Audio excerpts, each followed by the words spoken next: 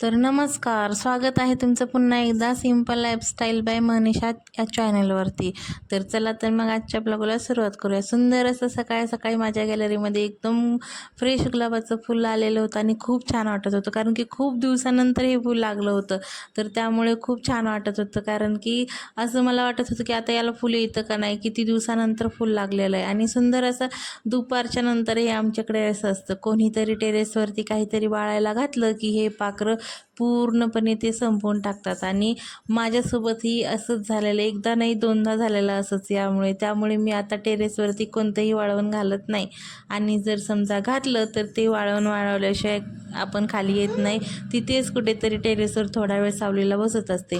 कारण की हे पाखरं आहेत ना, एकदा यांचा थवा येऊन बसला ना, तो अजिबात ते पूर्ण धान्य संपवल्याशिवाय उठत नाहीत आणि भरपूर पाखरं येतात ते।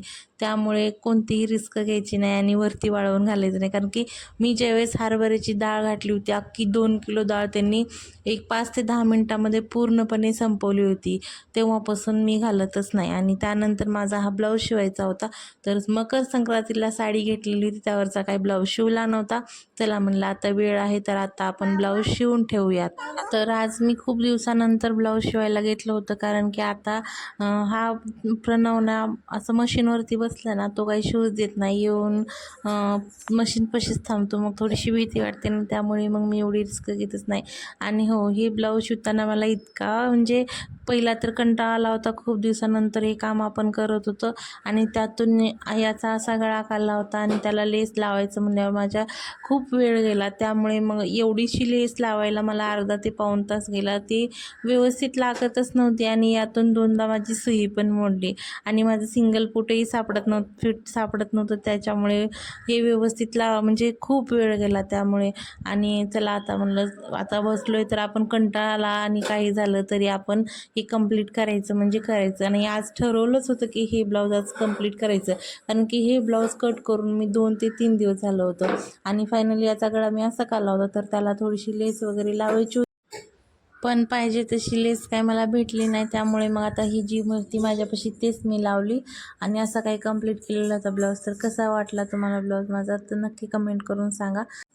आणि चॅनलवर नवीन असाल तर एक सबस्क्रायबर जरूर करा, कारण की एक सबस्क्रायबर तुमचं माझ्यासाठी खूप मोठं आहे। कारण की मी नवीन म्हणजे बरेच दिवस झालं चालू केलेलं आहेच, पण सबस्क्रायबर काही वाढत नाही आहेत आणि व्ह्यूजही पाहिजे तशी येत नाहीत। थोडंसं मन कधी कधी असं हे होतं की आपण एवढी मेहनत करतो ना, आपल्याला जेवढी मेहनत करतो ते तेवढं पण फळ भेटत नाही म्हणल्याच्यानंतर मग थोडीशी नाराजी वाटतेच ना, त्यासाठी। तर आता आम्ही संध्याकाळच्या वेळेला गार्डनला गेलो होतो, कारण की मुलं घरामध्ये बसून खूप चिडचिड करतात। तर गार्डनला 5 ते 8 वाजेपर्यंत चालू असतं त्यात, आणि यांची मस्ती कुठे गेलं तरी चालूच असते।